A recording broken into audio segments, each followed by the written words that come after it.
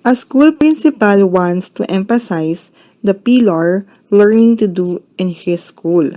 Which of the following can help her teachers achieve this objective? A. Art of empathy. B. Art of dialogue. C. Artistic skills. D. Occupational training. Kapag binasa mo ang tanong, ang pangunahing keyword ay learning to do. Ang ibig sabihin nito ay ang tungkol sa mga bagay na matututunan ng mga estudyante na magagamit nila sa trabaho o sa praktikal na aspeto ng buhay. Ang tanong ay naghahanap ng bagay na magtuturo sa mga guro kung paano magbigay ng pagsasanay na magagamit sa mga aktual na sitwasyon.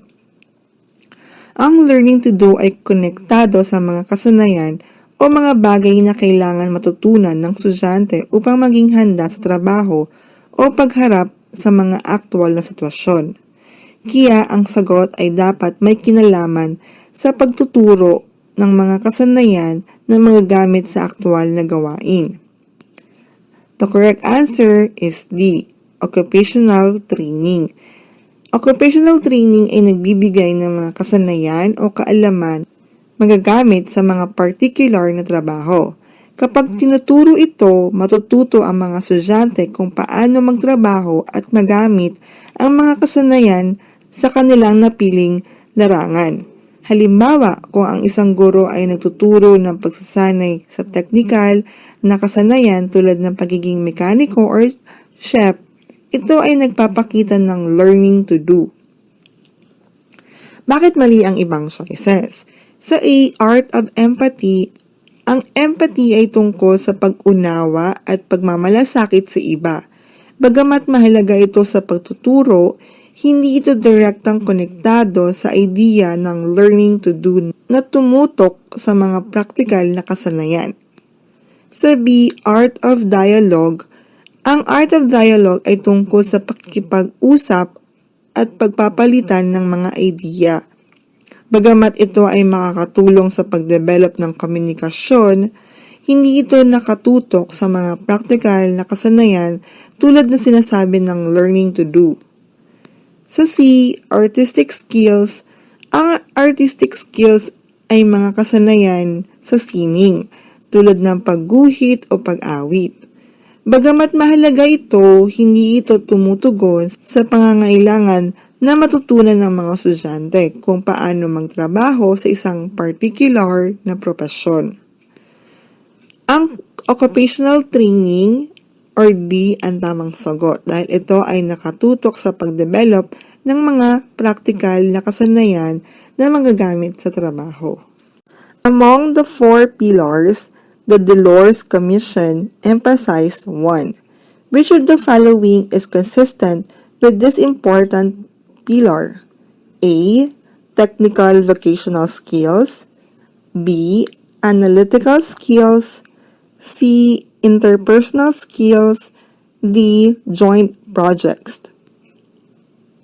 Kapag nakita mo ang Delors Commission sa tanong, tandaan na ito ay tumutukoy sa 4 pillars of education na binanggit sa report ng Delors Commission. Ano ang mga pillars? Ang mga pillars ay learning to know, learning to do, learning to live together, learning to be. Ang tanong ay nagtatanong kung alin sa mga pagpipilian ang tumutugma sa isang importanteng pillar na binigyang diin ng Delors Commissions. Kung ang tanong ay tungkol sa Delors Commissions, kailangan nating alamin kung alin sa mga pillars ang tumutok sa working together o pagtutulungan. Sa mga pillars ng Delors, ang learning to live together ay ang pinakamalapit na pillars sa joint projects dahil ang pillar na ito ay nagpropromote ng collaboration at cooperation sa pagitan ng mga tao. So, ang tamang sagot ay D, joint projects.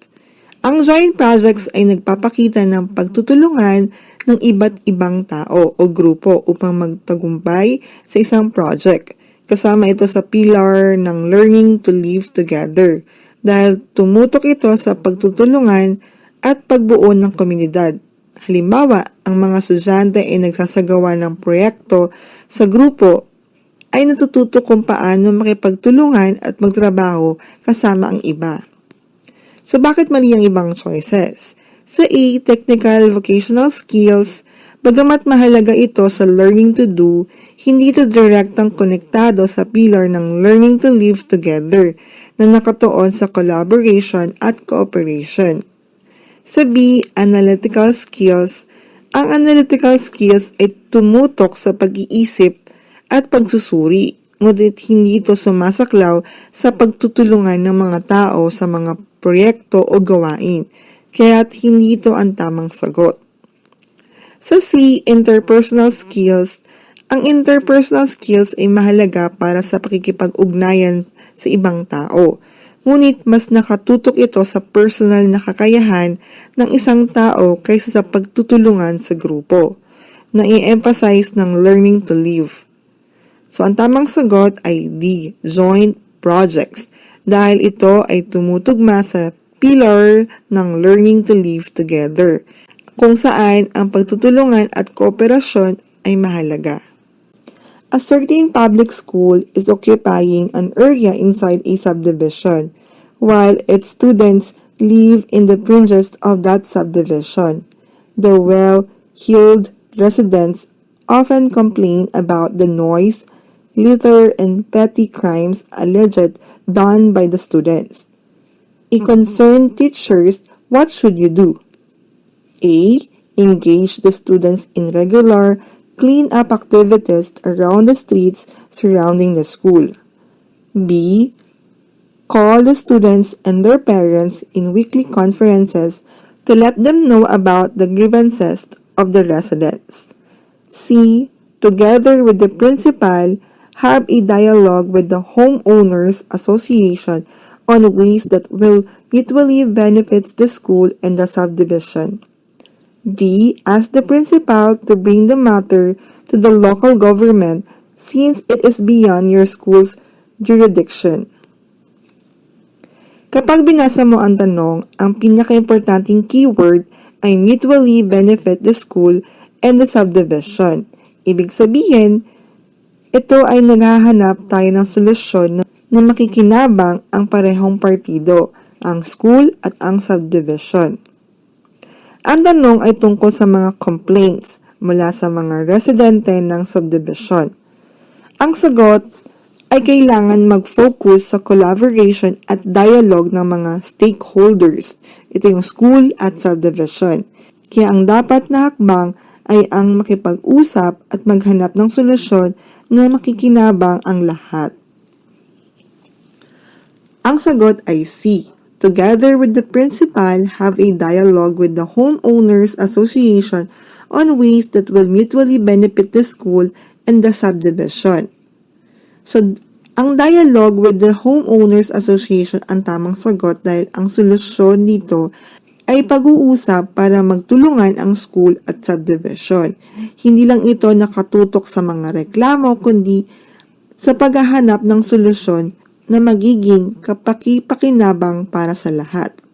Halimbawa, pwede mag-organize ng mga proyekto na makikinabang ang mga estudyante at mga residente tulad ng community service projects o mga events na magpapakita ng magandang relasyon. Bakit mali ang ibang choices? Sa E, ang clean-up activities ay magandang hakbang pero hindi ito sapat para tugunan ang buong problema ng communication at collaboration. Hindi ito magbibigay ng direktang solusyon sa relasyon ng school at subdivision.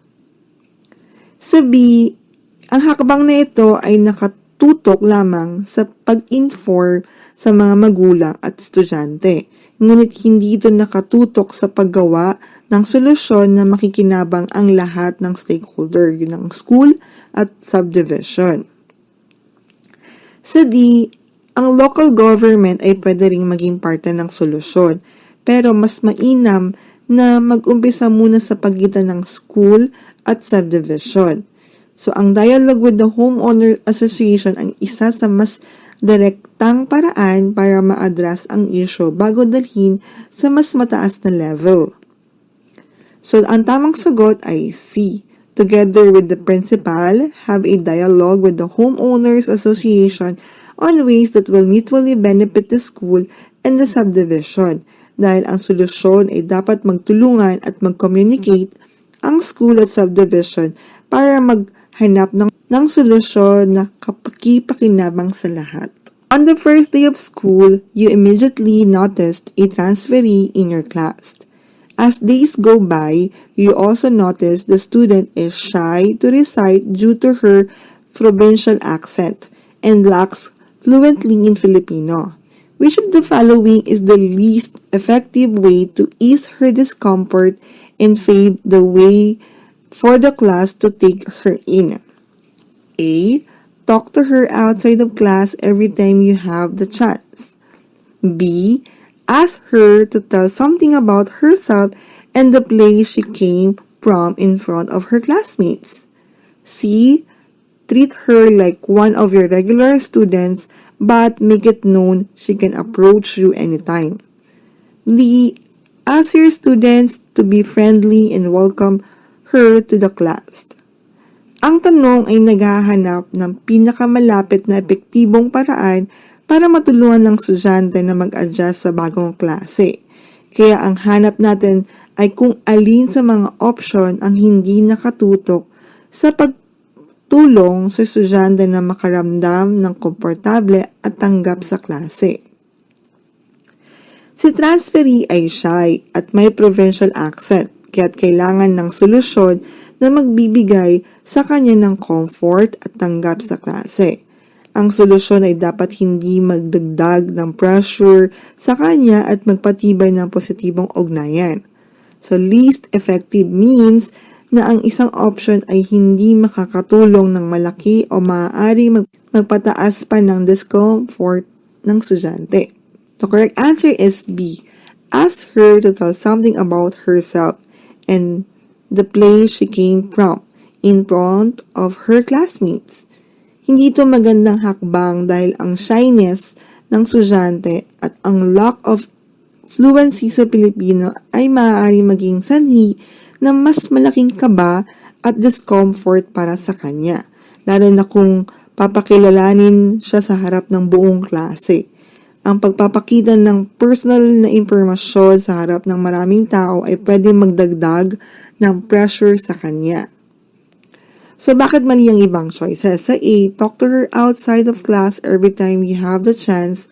Ang regular na pag-uusap sa estudyante ay isang magandang paraan para mapalapit sa kanya at mabigay ng emotional support. Makakatulong ito upang magbukas siya at mas maging komportable. Sa C, treat her like one of your regular students but make it known she can approach you anytime.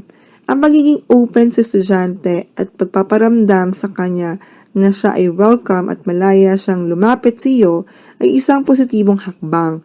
Dito hindi niya mararamdaman na siya ay naiiba o hindi tanggap. Sa D, ask your student to be friendly and welcome her to the class. Ang mga kaklase ng estudyante ay malaking bahagi ng pag-adjust niya sa buong environment.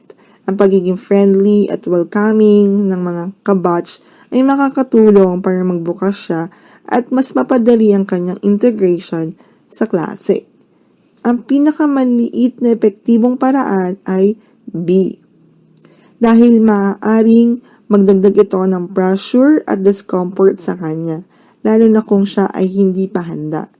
Ang mas magandang paraan ay magbigay ng support nang hindi binibigyan siya ng bigat.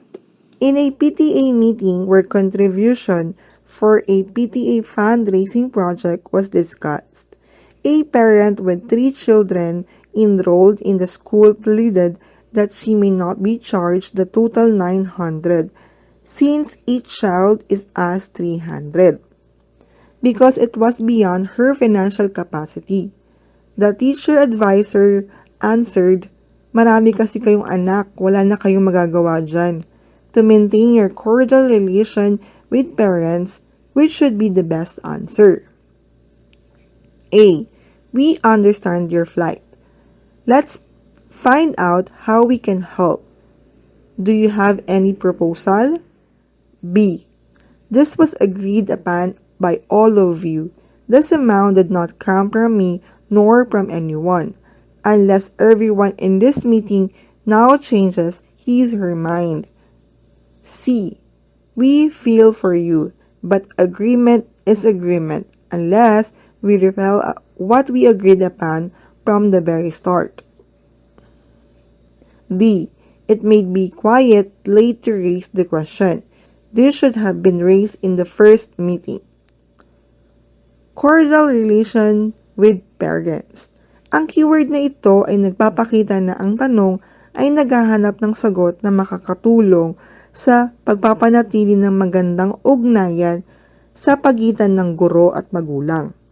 Kailangan natin ng sagot na nagpapakita ng malasakit at solusyon, hindi lang sa pagpapaliwanag ng mga rules. Ang magulang ay nag-express ng financial difficulty at nag-plea na hindi siya mabigyan ng full amount na dapat bayaran. Ang sagot ng guro ay dapat makatarungan, maunawain at magbigay ng posibilidad na solusyon sa sitwasyon. Kailangan natin ng sagot na nagpapakita ng empathy at handang makipagtulungan para mahanap ang magandang solusyon kaysa simpleng pag-assert ng mga rules. Ang sagot ay A. We understand your plight. Let's find out how we can help. Do you have any proposal? Ito ang tamang sagot dahil nagpapakita ito ng pag-unawa sa sitwasyon ng magulang at nagbibigay ng opportunity sa kanya na magbigay ng solusyon o magmungkahi ng paraan kung paano tutulungan siya. Hindi lang ito pagtanggap sa reklamo, kundi pagtulong para makahanap ng kompromiso. So, bakit mali ang ibang choices? Sa B, ang sagot na ito ay medyo defensive at nagpapakita ng lack of empathy. Hindi ito tinutulungan ng magulang na tila nagpapakita pa ng pagka-bad temper sa pagkatanggap ng concern. Sa C, bagamat may empathy, ang tone ay masyadong rigid at hindi open sa discussion. Binibigyan lang nito ng diin na agreement at hindi naghahanap ng posibleng solusyon. Sa D, ang statement na ito ay masyadong late at hindi nakakatulong sa magulang. Hindi ito magpapakita ng pag-unawa at maaaring magbigay ng bad impression na hindi tayo open sa concerns nila. So, A ang tamang sagot. So, we understand your plight. Let's find out how we can help. Do you have any proposal? Ay ang isang pinakamahusay na sagot dahil ito ay nagpapakita ng pag-unawa at pagtulong na hindi nagpapabigat sa magulang at binibigyan siya ng pagkakataon na magmungkahi ng solusyon na makikinabang ang lahat. A school's academic coordinator had been found to engage in gambling, which was caused him to be absent most of the time. Can his certificate of registration as a teacher be revoked? A. No, unless he's proven guilty. B. No, because he's protected by his rights as a teacher. C. Yes, because habitual gambling is dishonorable conduct and it's against the practice of teaching. D. Yes, because he's incompetent. Habitual gambling, dishonorable conduct, against the practice of teaching. Kapag binasa mo ang tanong, ang key phrase na kailangan mong i-focus ay dishonorable conduct at against the practice of teaching. Ang tanong ay tungkol sa isang guro na nahuhulog sa mga bagay na hindi naaayon sa Code of Conduct ng pagiging guro. Kung ang isang guro ay gumagawa ng mga bagay na makakasira sa integrity ng kanyang profesyon at performance, maaaring may epekto ito sa kanyang pagiging rehistradong guro.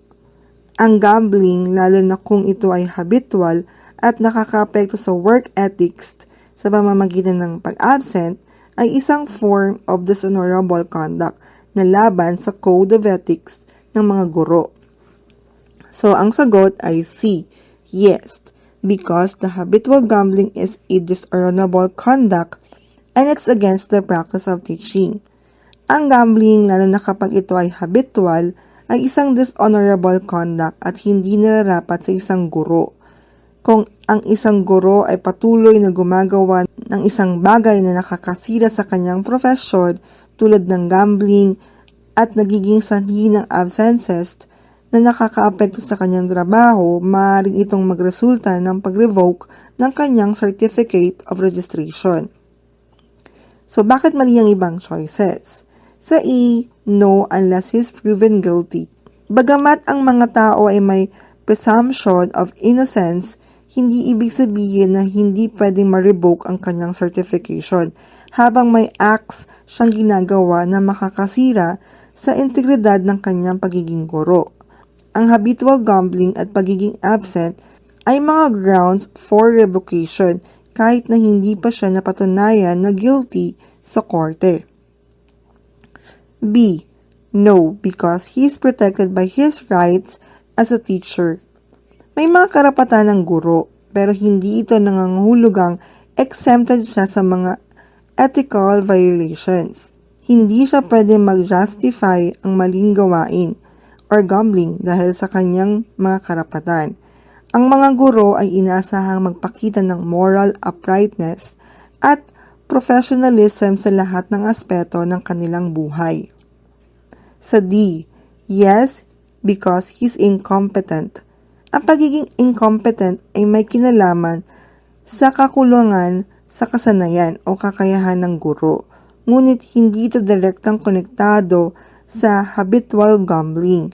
Ang tanong ay hindi tungkol sa kakulangan ng kakayanan kundi tungkol sa pagkilos ng guro na hindi akma sa ethical standards ng profesyon. So, ang tamang sagot ay C. Dahil ang gambling ay isang dishonorable conduct na hindi akma sa isang guro at maaaring magdulot ng pag-revoke ng kanyang certification of registration. A school's academic coordinator had been found to engage in gambling, which was caused him to be absent most of the time. Can his certificate of registration as a teacher be revoked? A. No, unless he's proven guilty. B. No, because he's protected by his rights as a teacher. C. Yes, because habitual gambling is dishonorable conduct and it's against the practice of teaching. D. Yes, because he's incompetent. Habitual gambling, dishonorable conduct, against the practice of teaching. Kapag binasa mo ang tanong, ang key phrase na kailangan mong i-focus ay dishonorable conduct at against the practice of teaching. Ang tanong ay tungkol sa isang guro na nahuhulog sa mga bagay na hindi naaayon sa Code of Conduct ng pagiging guro. Kung ang isang guro ay gumagawa ng mga bagay na makakasira sa integrity ng kanyang profesyon at performance, maaaring may epekto ito sa kanyang pagiging rehistradong guro.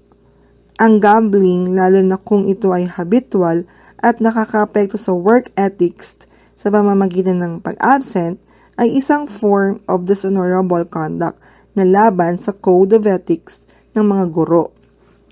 So, ang sagot ay C. Yes, because the habitual gambling is a dishonorable conduct and it's against the practice of teaching. Ang gambling, lalo na kapag ito ay habitual, ay isang dishonorable conduct at hindi nararapat sa isang guro. Kung ang isang guro ay patuloy na gumagawa ng isang bagay na nakakasira sa kanyang profesyon tulad ng gambling at nagiging sanhi ng absences na nakakaapekto sa kanyang trabaho, maaaring itong magresulta ng pag-revoke ng kanyang Certificate of Registration. So, bakit mali ang ibang choices? Sa E, no unless he's proven guilty. Bagamat ang mga tao ay may presumption of innocence, hindi ibig sabihin na hindi pwedeng ma-revoke ang kanyang certification habang may acts siyang ginagawa na makakasira sa integridad ng kanyang pagiging guro. Ang habitual gambling at pagiging absent ay mga grounds for revocation kahit na hindi pa siya napatunayan na guilty sa korte. B. No, because he is protected by his rights as a teacher. May mga karapatan ng guro, pero hindi ito nangangahulugang exempted siya sa mga ethical violations. Hindi siya pwede mag-justify ang maling gawain or gambling dahil sa kanyang mga karapatan. Ang mga guro ay inaasahang magpakita ng moral uprightness at professionalism sa lahat ng aspeto ng kanilang buhay. Sa D, yes, because he's incompetent. Ang pagiging incompetent ay may kinalaman sa kakulangan sa kasanayan o kakayahan ng guro, ngunit hindi ito direktang konektado sa habitual gambling. Ang tanong ay hindi tungkol sa kakulangan ng kakayanan kundi tungkol sa pagkilos ng guro na hindi akma sa ethical standards ng profesyon. So, ang tamang sagot ay C. Dahil ang gambling ay isang dishonorable conduct na hindi akma sa isang guro at maaaring magdulot ng pag-revoke ng kanyang certification of registration. A student asked a question to which you don't know the answer. What should you do? A. Ignore the question and entertain another one. B. Tell them honestly that you don't know the answer. C. Give that as assignment to be answered the following day. D. Tell them that you have studied it in the past but that you have forgotten about now. Ang tanong ay naghahanap ng tamang aksyon kapag ikaw ay hindi alam ang sagot sa isang tanong ng estudyante. Kailangan mong mag-isip ng solusyon na responsable at hindi magpapakita ng kakulangan sa kredibilidad bilang guro. Ang tanong ay tungkol sa isang sitwasyon kung saan may hindi alam na sagot. Ang tamang aksyon dito ay dapat honest at responsable na nagpapakita ng pagpapakita ng halimbawa ng pagiging bukas sa pagkatuto at hindi tumatanga sa mga tanong ng estudyante. The correct answer is C. Ang pinakamahusay na sagot ay magbigay ng assignment para matutunan ng estudyante ang sagot sa tanong. Hindi mo alam ang sagot pero hindi ito dahilan para itapon ang tanong. Ang assignment ay nagbibigay ng pagkakataon sa estudyante na mag-research, mag-aral, at magbalik ng may kasagutan. Pinapalakas nito ang kanilang kasanayan sa independent learning. Bakit mali ang ibang choices? Sa E, hindi ito magandang hakbang. Ang pag-iwas sa tanong ay nagpapakita ng hindi pagpapahalaga sa curiosity ng estudyante at hindi nakakatulong sa kanilang pagkatuto. Hindi rin ito pinapalakas ang tiwala ng estudyante sa guro. Sa B, bagamat mahalaga ang pagiging honest, ito ay maaaring magbigay ng impression na hindi sapat ang iyong kaalaman.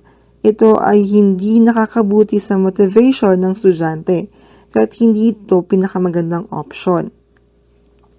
Sa D, hindi ito magandang sagot dahil mukhang hindi mo pinapahalagahan ang mga tanong ng estudyante. Ang pag-amin na nakalimutan ay hindi makakatulong sa kanilang pagkatuto at maaaring magdulot ng duda sa kanilang tiwala sa guro.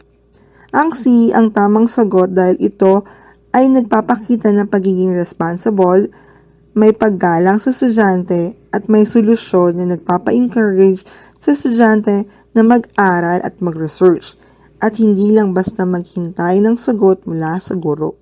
You are always short of money. The mayor's son is failing in your class. One day, Mrs. Mayor visits you and offers a loan payable when able. in exchange for a favorable mark for his son. What should you do? A. Thank the mayor's wife and decline the offer. B. Sincerely thank the mayor's wife and explain that regretfully you cannot do it because of the code of ethics for teachers. C. Accept the offer but fail the mayor's son just the same.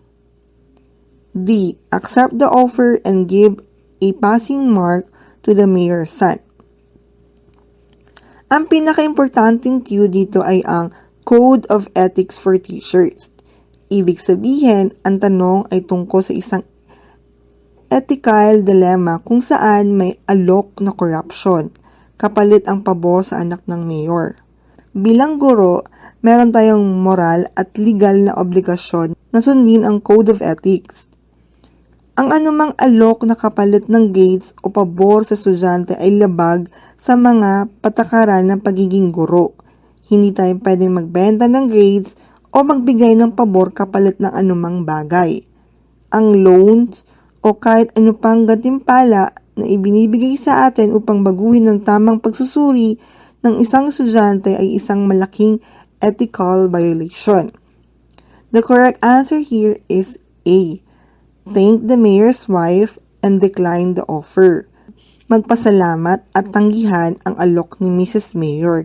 Hindi ka pwedeng tumanggap ng anumang bagay na makakasira sa iyong pagiging honest at moral bilang guro. Mas mataas ang integridad ng isang guro kaysa sa pansamantalang tulong pinansyal. Bakit mali ang ibang choices?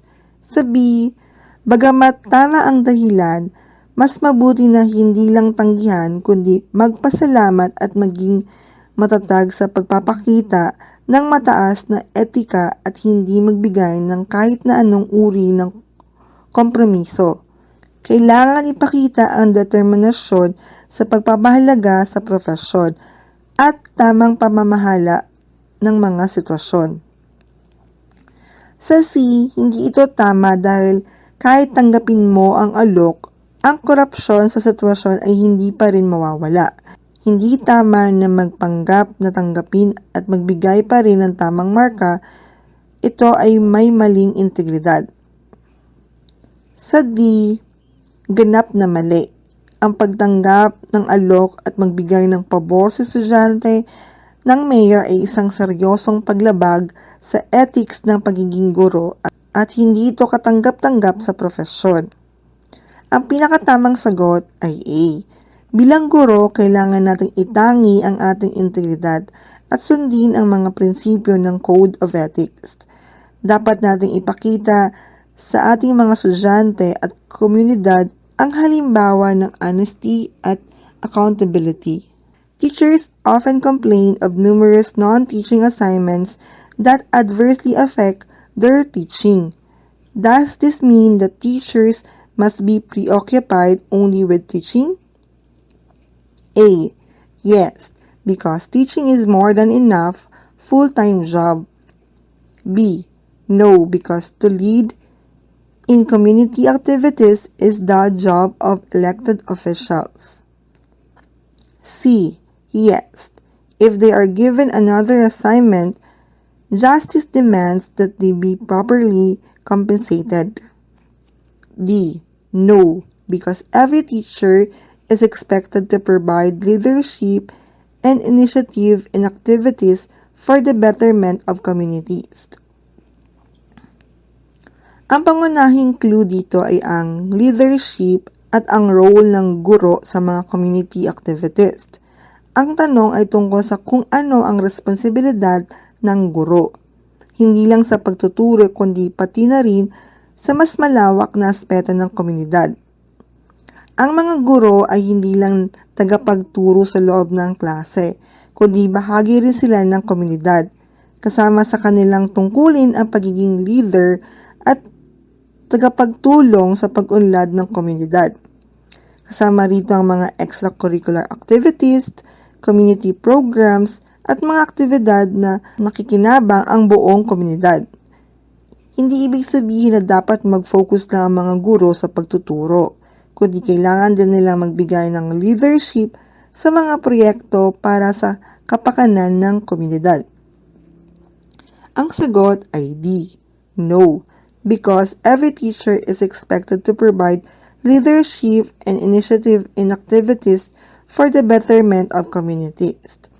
Ang guro ay hindi lang dapat mag-focus sa pagtuturo, kundi inaasahan din magbigay ng leadership at initiative na makikinabang ang komunidad. Ang pagiging guro ay hindi lang isang trabaho, kundi isang misyon na may mas malalim na layunin. Bakit mali ang ibang choices? Sa A, bagamat mahirap ang pagtuturo, hindi ibig sabihin na hindi pwede magkaroon ng additional responsibilities.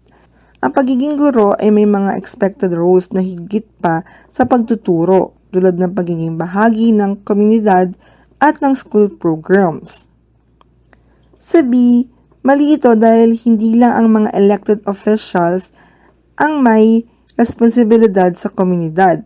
Ang mga guro ay may importanteng papel sa pag-lead ng mga proyekto para sa ikabubuti ng komunidad, hindi lang ang mga may political na posisyon. Sa C, na dapat ay may karampatang kabayaran, hindi ito nangangahulugang hindi nila kayang mag-lead sa mga community activities. Ang compensation ay isang issue, pero hindi ito isinasantabi ang role ng guro sa komunidad. Ang tamang sagot ay D. Ang guro ay may responsibilidad hindi lang sa loob ng silid-aralan, kundi pati na rin sa mga aktibidad na makikinabang ang komunidad at nakakatulong sa pagbuo ng mas magandang society. How do you characterize values that apply to the whole of humanity as taught by great teachers, such as Buddha, Lao Tzu, Jesus, and the like? A. Secular values. B. Sectarian values. C. Universal values. D. Values of organized churches. Ang pangunahing cue dito ay values that apply to the whole of humanity. Ibig sabihin ay may mga values na hindi nakabase sa relihiyon, kundi mga prinsipyo na pwede mag-apply sa lahat ng tao, anuman ang relihiyon o paniniwala nila.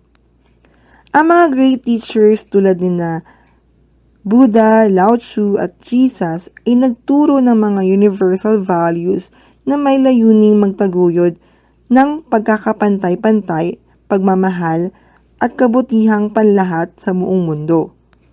Ang mga values nila ay hindi limitado sa isang relihiyon o sekta, kundi mga prinsipyo na makatarungan at kapaki-pakinabang sa lahat ng tao, anuman ang kanilang pinagmulan. The correct answer is C. Universal values, dahil ang mga tinuturo ng mga dakilang guro tulad ni Buddha, Lao Tzu at Jesus ay may mga values na maaaring ilapat sa lahat ng tao. Hindi sila nakatutok sa isang particular na relihiyon o sekta, kundi mga prinsipyo ng pagkakaisa at paggalang sa bawat isa. Bakit mali ang ibang choices? Sa A, secular values ay mga values na hindi nakatali sa relihiyon at may kinalaman sa pang-araw-araw na pamumuhay. Ngunit ang mga tinuturo ng mga dakilang guro ay mas malalim na spiritual at moral na aspeto, kaya hindi sila pwedeng tawaging secular. Sa B, sectarian values ay mga values na tumutukoy lamang sa isang particular na relihiyon o sekta. Hindi ito akma para sa mga values ng Buddha, Lao Tzu at Jesus, dahil ang kanilang mga turo ay para sa lahat ng tao, hindi lang sa isang sekta o relihiyon. D. Ang mga values ng organized churches ay maaaring limitado sa mga turo ng isang particular na simbahan o relihiyon. Samantala, ang universal values ay tumutukoy sa mga prinsipyo na hindi nakatali sa isang organisadong simbahan at maaaring ilapat sa lahat ng tao sa buong mundo. Ang tamang sagot ay C. Universal values. Ang mga values na tinuturo ng mga dakilang guro ay hindi lamang nakatali sa isang relihiyon o sekta kundi mga prinsipyo na maaari at dapat ilapat sa buong sangkatauhan para sa kabutihang panlahat.